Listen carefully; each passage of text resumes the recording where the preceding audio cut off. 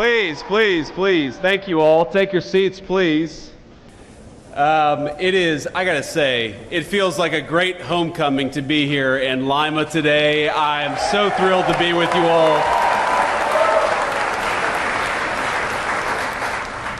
Now, I gotta say, my chief of staff, who's a great guy, he told me, thank you. You probably don't know who he is, but you're celebrating him anyway. He just got engaged, actually, so I'm very proud of him. He's doing things the right way, but he told me on Monday, which I guess is yesterday, he said, sir, I think we might have to cancel this trip to Lima. And I said, I'm not canceling this trip to Lima for anything. I've been looking forward to this for months. We're not canceling this trip to Lima. And I don't know if you guys saw, but there's nothing going on in the news at all that would justify me canceling this trip to Lima. Why the hell would we cancel the trip to Lima, Ohio? It's a boring day in the White House, as you guys have probably seen. So let me offer a few words of appreciation. So I could probably thank half the people in this room, and I'm so thrilled to be with you this evening. And there are a few by name that I want to call out. So first of all, and I'm not even going to try to pronounce your last name, I never do, but Alex T., the great chair of the Ohio GOP. Thank you, Alex, for everything that you do. I've got to thank, and this is, guys, you should be glad I asked about this. I thought, because it says here, Senator Tony Schrader, but I know Tony. And he's not a lowly politician. He is actually the guy who operates behind the scenes. So our great GOP Central Committee man and also the chair of the Putnam County GOP, Tony Schrader. Tony, where are you, man? I love you.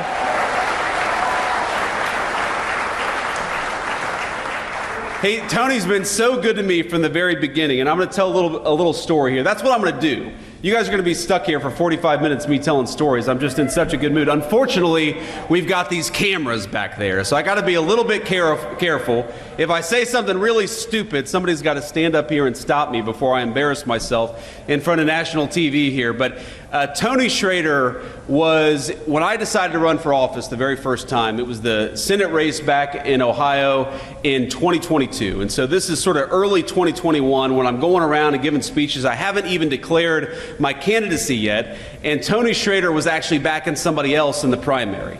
Now, Tony was backing a person who is a very dear friend of mine, Jane Timken, who's, I don't know if Jane is here, but Jane, hey Jane, how are you?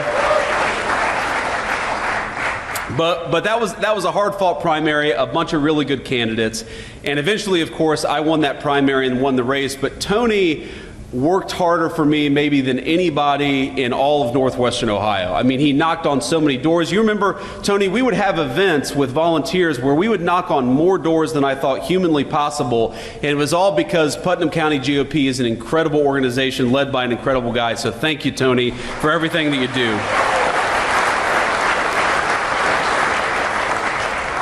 Of course, no thank you here is complete in Lima, Ohio without thanking our great Allen County GOP Chairman Keith Cheney, who has an incredible voice. He was the announcer.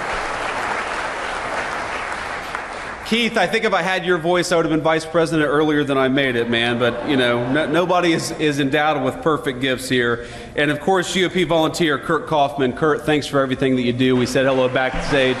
Thank you, Kurt. All right, so I got my thank yous, at least by name, at least until I noticed somebody else's face in the crowd here. But people always ask me what it's like to be Vice President of the United States, and I'll tell you a couple stories that illustrate that. So first of all, I didn't know that the president would make me his vice presidential running mate until literally the morning of the GOP convention. And if you walk back in time, you remember what happened. So the Saturday before the GOP convention, the president, I actually flew down to Florida to meet with the president, and we talked. It was the first time I had ever talked with him explicitly about becoming his running mate.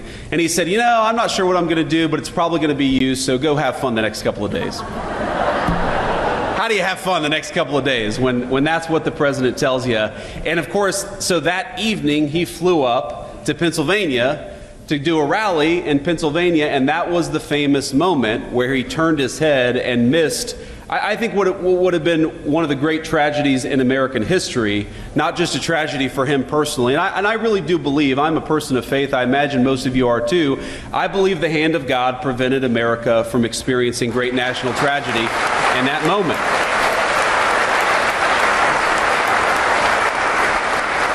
But so I call the president that night. It's probably 2 in the morning at this point. I call the president that night. Remember, I just met with him that morning talking about becoming his running mate.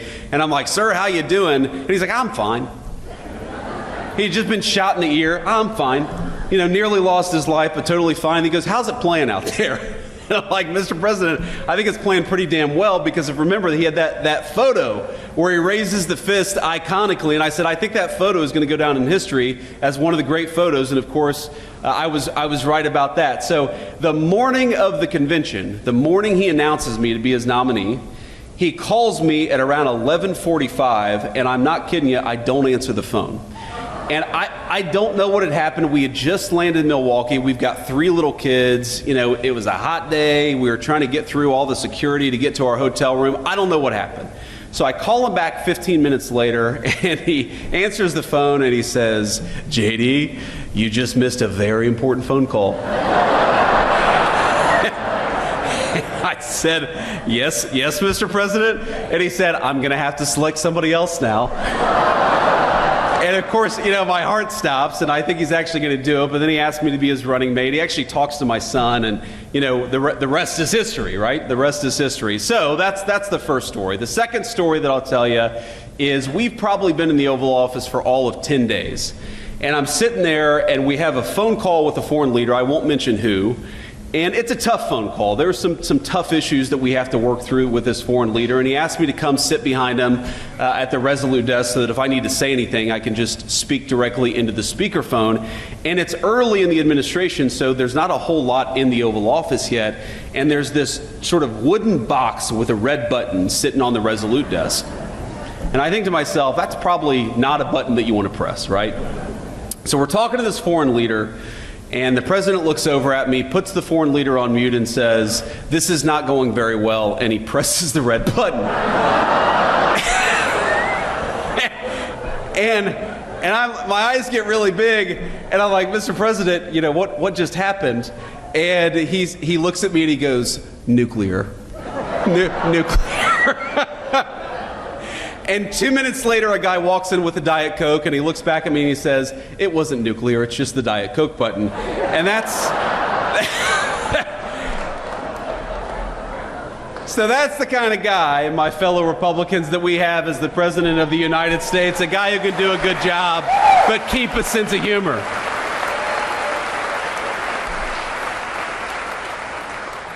And I've learned a ton, even in 130 days, 140 days, however long we've been in office. I think I've learned more, I've had more on-the-job training than I think any person in the history of having a job for all of about 5 months. Because the thing that I've learned about the President of the United States, and I guess I kind of knew this a little bit, but I've really learned it seeing him interact with foreign leaders, with congressional leaders, and just doing the job of President of the United States is what makes the President so successful is he has the best instincts about people of anybody that I've ever seen in my life.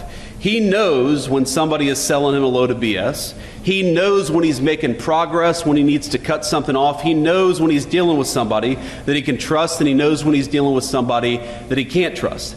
And I think if you think about everything that comes across the president's desk, I mean, just on, I guess this is yesterday, on Monday alone, the President of the United States, of course, we were trying to figure out what we were doing with the Israel-Iran situation. Of course, we had just launched the wildly successful attack that destroyed the Iranian nuclear facilities in Fordow and elsewhere. Thank you. But we know the Iranians are going to counterattack, and we're kind of trying to figure out, is it going to be a real counterattack, or is it going to be something more symbolic, more face-saving? He's dealing with congressional leaders about the one big beautiful bill that cuts taxes on overtime, cuts taxes for tips. Thank you. Really is the most important generational tax reform that we've had in this country in 30 years, and also provides billions of dollars to replenish the southern border funding that encourages us and empowers us to kick out the illegal immigrants and to stop the flow of illegal immigration into our country. So we're doing all these things, and that's just one Monday at the White House, and there's no person that could possibly, read all the briefing materials, the tens of thousands of pages of background on all this stuff. But what you need in that Oval Office is you need somebody with good instincts. You need somebody who can tell when a person is negotiating on behalf of the American people, and you need somebody who knows when they're negotiating against the interests of the American people. And I'll tell you, you do not want to be a person in Donald Trump's Oval Office who's negotiating against the interests of the American people, because they'll throw you the hell out and tell you exactly what he's going to do.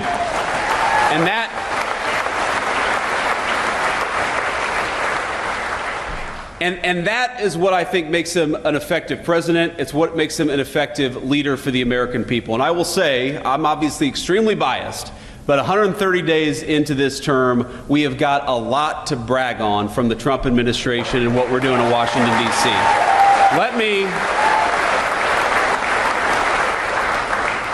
Let me run just through a few of the ways in which the Trump administration has been wildly successful. And let me start with the thing that is, of course, in the news.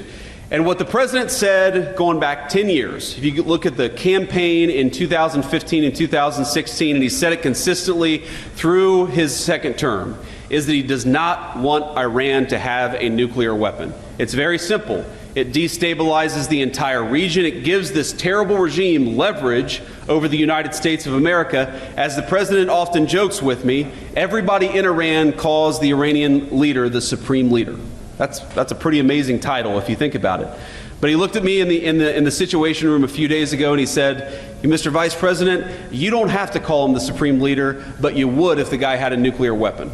Because the leverage that nuclear weapons give you to destabilize the world, to destroy our economic interests, to destroy our national security interests, you don't want the worst people in the world to have a nuclear weapon. So what did the president do? For 60 days, he negotiated aggressively to encourage that Iranian regime to give up those weapons peacefully. And by the way, he was more than willing to accept a peaceful settlement to that problem. But again, this comes back to instincts. When the president realized that there was not going to be a peaceful settlement to that problem, he sent B-2 bombers and dropped 12 30,000-pound bombs on the worst facility and destroyed that program.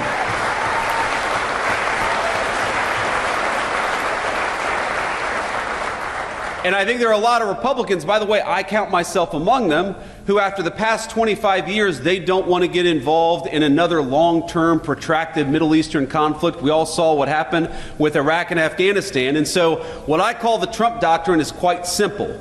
Number one, you articulate a clear American interest, and that's, in this case, that Iran can't have a nuclear weapon.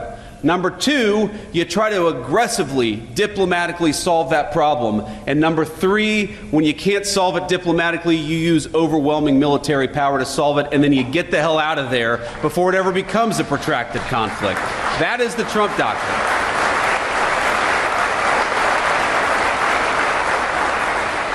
And to the Americans who are worried about this becoming a protracted conflict, I think the president solved that very quickly. Not only did we destroy the Iranian nuclear program, we did it with 0 American casualties, and that's what happens when you've got strong American leadership.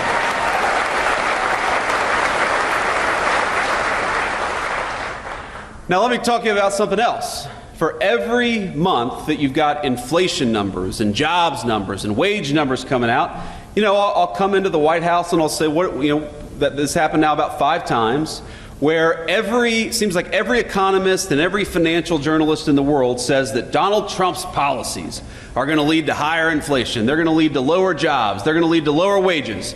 And for now, 5 months in a row, every single time we come into the news, and it turns out the economists' expectations missed. Because wages are higher, inflation is lower, and our economy is roaring in a way that it has not in a very, very long time. That is thanks to good presidential leadership.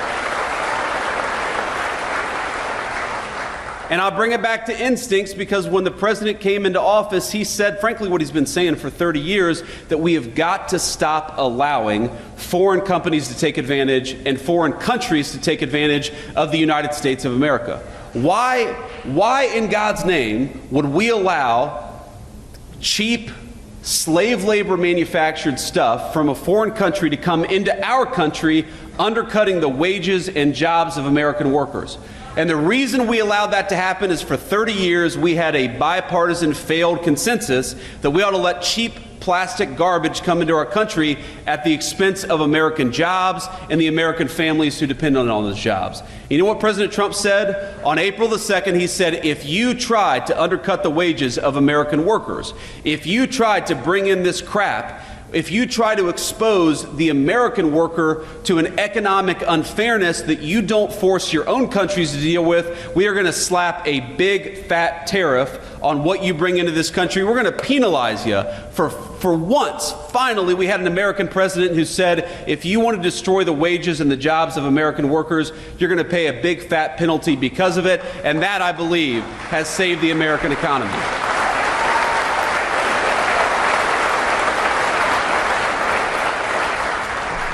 If you want to undercut American steel, you're going to have to pay a tariff. If you want to undercut American auto workers, you're going to have to pay a tariff. And all the economists said, well, what this is going to do is going to produce inflation. And no, what the president said is what it's going to do is one of two things. Number one, it's going to force a lot of people to move their factories back to the United States of America. And we've seen more foreign investment in the past 130 days than you've seen in any 130-day period in the history of this country.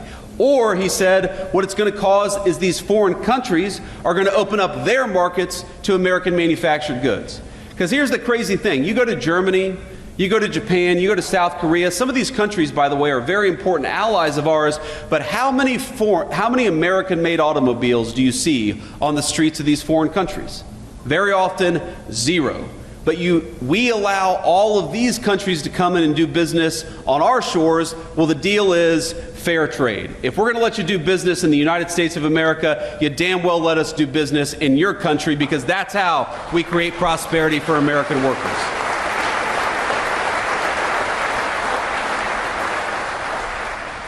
And the final and most important thing, and I think this is the most important issue confronting this country, and it was certainly the most important issue that was destroying this country over the past 4 years, and that is the issue of illegal immigration.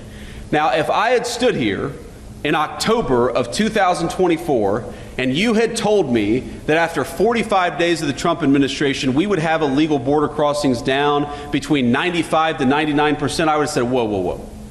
I believe the president is very serious about this, and I believe the president is very effective. But there is no way that we're going to have illegal border crossings down that much, and I'm happy to report that 1.5 months into the Trump administration, we had illegal border crossings down 99%. It was a radical success, and it happened very quickly.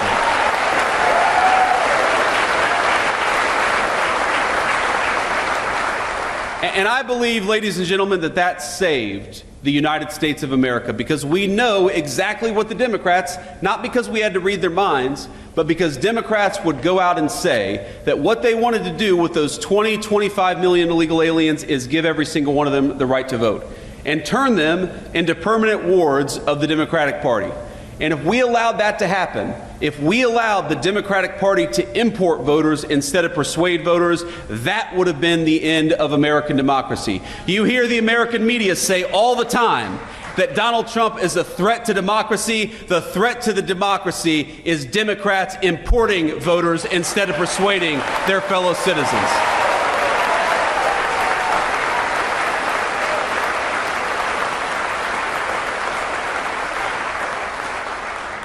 And now we have largely solved that problem. If you look, for the first time in 50 years,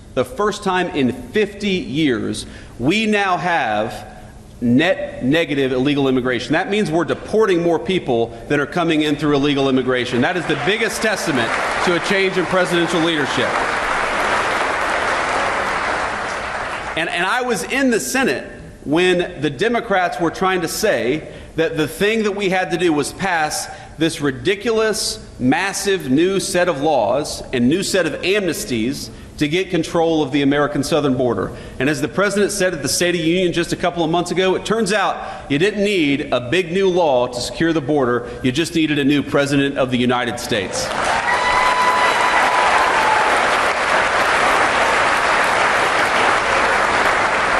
So we've done all these things with effective presidential leadership, and of course we've got a lot of good guys in Washington, D.C.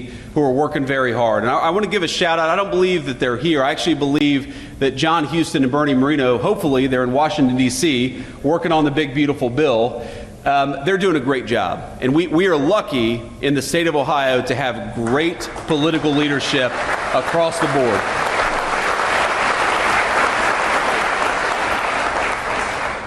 You know, Bernie, I remember talking to the president about Bernie Moreno's candidacy, and, you know, the president really, I mean, look, Sherrod was a tough candidate. Sherrod Brown was a tough candidate.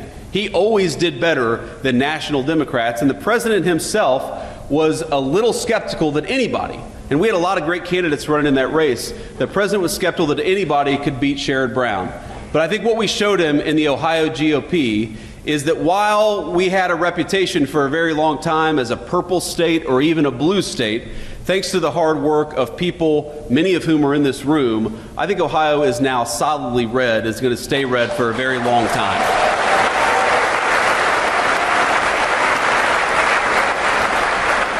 But you and I know that's not going to come without a lot of hard work, and I want to talk just a little bit about what that means, because, look, I am very much a product of this political party, of this Ohio GOP. I would not be where I am without it. I believe, in fact, the first time that I've driven on 75, and I've got my Midi purple tie, Middletown Middies, our color's purple here. I wore it in honor of the Middletown Middies. The first time that I've driven on I-75, I'm pretty sure as vice president, was to come to the Lima GOP event here today. And I think about the number of times, thank you, Keith, the number of times that I've driven up and down Interstate 75 as a kid when I was working at a tile warehouse delivering tiles to Findlay, Ohio, or as a, there we go, or as a Senate candidate who was trying, showing up and speaking to groups of 12 people trying to earn votes. I think that what is so great about the Ohio GOP is that we really are strong top to bottom. We've got great candidates running for statewide office, but we've got I see a lot of young people here, many of whom are getting involved in politics for the very first time. And I got to tell you, I've lived a very blessed life in politics. The president, he always gives me a little crap about this. He says, JD, you came out of nowhere, you were a senator, and then all of a sudden you were the vice president of the United States. I don't think anybody has had that much success in politics except for me. That's what the president always said. I was like, thank you, sir. I guess I'm the second, he always calls me the second most upwardly mobile politician, because he was the first. He came from no politics to president of the United States. So, but the thing is, you don't get people who run for political office without cultivating talent and cultivating the grassroots and actually encouraging people to get involved at every level of government. There's a lot of important stuff that we're working on at Washington, D.C., but there's a lot of cool stuff happening right here in Allen County, Ohio. There's a lot of important stuff that are happening at the State House. And frankly, a lot of the great political leaders of the future are going to learn from the political leaders of today at the Ohio State House or at the federal Capitol in Washington, D.C. The first exposure I ever had to politics was actually as a page in the Ohio Senate when I was a student at Ohio State University. That was the first time I had ever been exposed to the American political system, working for a great state senator by the name of Bob Schuller from southwestern Ohio. And I'm sure a lot of you remember Bob Schuller. He was a good guy. The first person who taught me how to respond to a constituent was Bob Schuller. The first person who taught me how to write a good letter and research an issue was Bob Schuller. And my point here is that what you guys are doing is cultivating the people who are going to run this country and lead this country for the generation to come. So this party is what makes America great. This party is what makes it possible for us to run good candidates and to win elections in the future.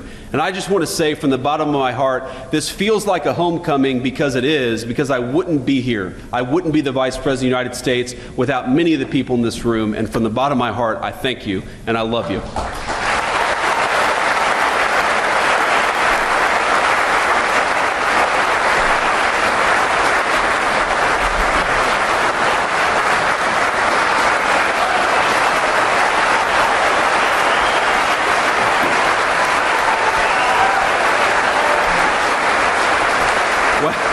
Thank you, thank you. I should quit while I'm ahead, honestly. I should just walk out the door now. I'm not going to do much better than that, I think. But that was another crazy thing that happened on January the 20th. Man. So I called the president on January the 18th, and I said, sir, I know the inauguration is very important, but let's be honest. The vice president is not the most important at the presidential inauguration. The president is. So would you be okay if I, put my hand on the Bible, took the oath of office, and then headed south to attend the national championship game as the vice president of the United States? Because that's a very important, skip all the inaugural balls. Usha, who I think all of you have come to love as second lady, she's doing a great job, and I'm proud of her. I don't know, honestly, how much Usha really wants to wear high heels for 9 hours on that day anyway, so just let us go to the national championship game. The president was like, no, JD, I can't do that. You got to be there. But to walk you through that day, so we do the inauguration, and it's crazy. You're going from one event to the next. And I show up to the very first ball, which was the Commander-in-Chief's ball. And because I've got, you all, every single one of us here has been to a wedding on a Saturday during a very important Ohio State game. And we love the people who are getting married, but we're also like, why the hell did you have to have your wedding on an Ohio State game? And you've got the guy, who's sitting outside the bathroom on his phone or has got his iPad out. Every single one of us has been to a wedding like this. You all know what I'm talking about, okay? Well, I was that guy.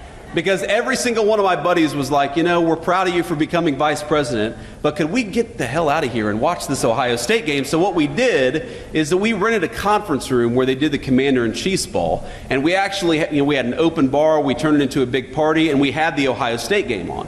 So I go in there, right, for like 20 minutes. It was the only 20 minutes that I kind of got to myself. And I, hung out with my buddies and we watched Ohio State. And if you remember this game, Ohio State got a massive early lead over Notre Dame, right? The beginning of the game was very, very good. So I kind of started to relax a little bit. It's like, oh my God, I just got inaugurated vice president and the Buckeyes are going to the national championship all on the same day. This is the best day of my life, right? It's not going to get much better than this. And then, we went to a couple balls, and then I think it was after the second ball, before the third ball, I was watching on the TV, and Notre Dame started to catch up a little bit. If you all watch this game, you remember Notre Dame started to catch up a little bit, and so I was like, you know what? I'm going to be late to the third ball, and I'm going to sit here and watch this game. Because if Ohio State loses, I'm going to hate myself forever for not having sat here and cheered on the team during these final moments. Of course, it all worked out. Ohio State won. They came to the White House. I don't know if you saw, I broke the damn trophy when they came to the White House. That was one of the most embarrassing moments of my life. I was hoping that, no, we didn't see that. We didn't see that, JD. No, all of you are laughing. Everybody saw it. But the point is that it was an amazing way to connect the great Buckeye state of Ohio and what was happening, because without this state's GOP in particular, Donald Trump would not have been president the first time, and we certainly wouldn't have the great Senate majority that we now have for the second administration. And the president, as you all know, he actually has a very deep affection for the state of Ohio, because he was the person who turned Ohio really from a purple state to a red state. I mean, all of you remember this. I mean, where is Bob out there? Is Bob Paduchik out there? There's Bob Paduchik. Give it up for Bob Paduchik.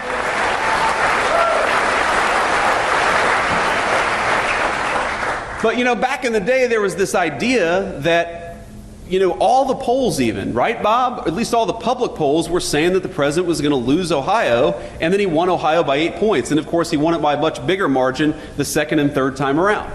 But he recognizes that what this state represents is hardworking, patriotic Americans who feel abandoned by the Democratic Party, and the Republican Party is now the home for people who work hard, who play by the rules, who want to live in safe communities, and just want a government that looks out for their interests and no one else's interests. That's what this party is ultimately all about.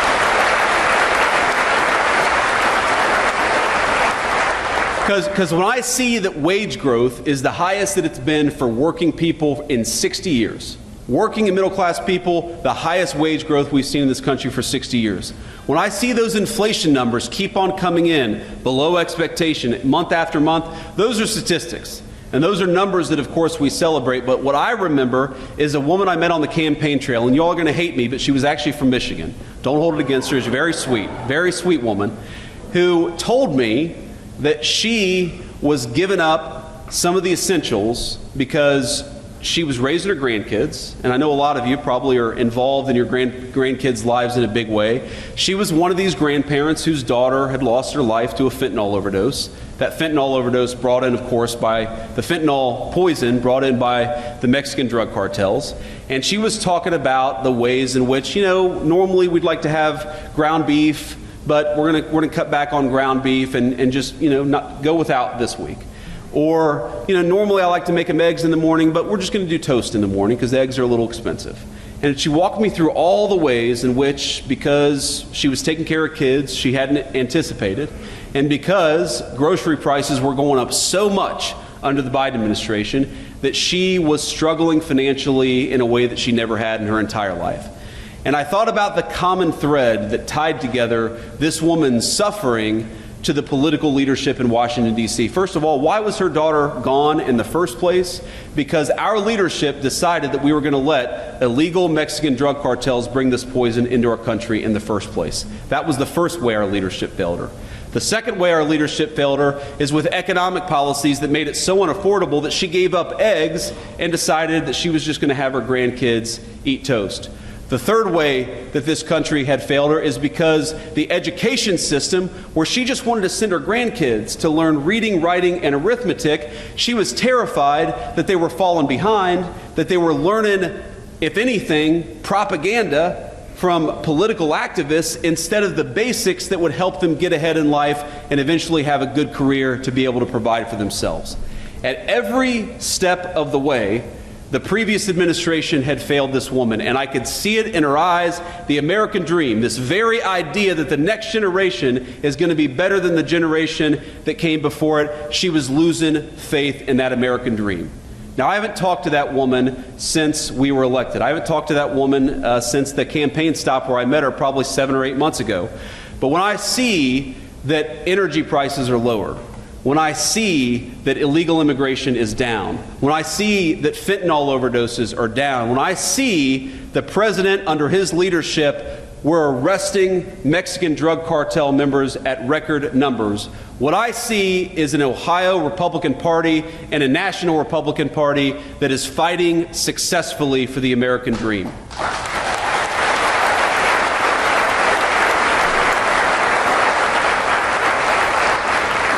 So what I'd ask all of you, when you're going out there and you're knocking on doors, when you're going out there and you're making phone calls, when you're contributing hard-earned money to political candidates, when you yourself are running, because I know it's not always easy to be a political candidate. Trust me. In Washington, D.C., they have this thing where I think it means we're number one in Washington, D.C., but all the pink-haired people throw up this sign, and I think, that means we're number one, right? I choose to take that as that symbol in Washington. But all kidding aside,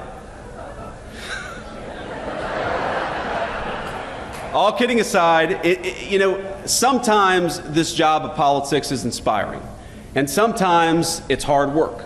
And you take the good work, the inspiring work with the hard work, but I want you to remember that what we're trying to do is create the kind of country where that woman's grandchildren can grow up and go to a safe school where they get a good education.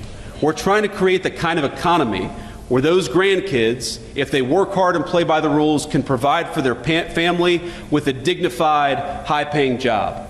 We're trying to create the kind of country where that woman knows that her leadership cares more about her and her family than they do about Mexican drug cartels. We are trying to create the kind of country where the American dream is alive and well. We're off to a good start. Thank you for all you've done to help us. God bless you guys.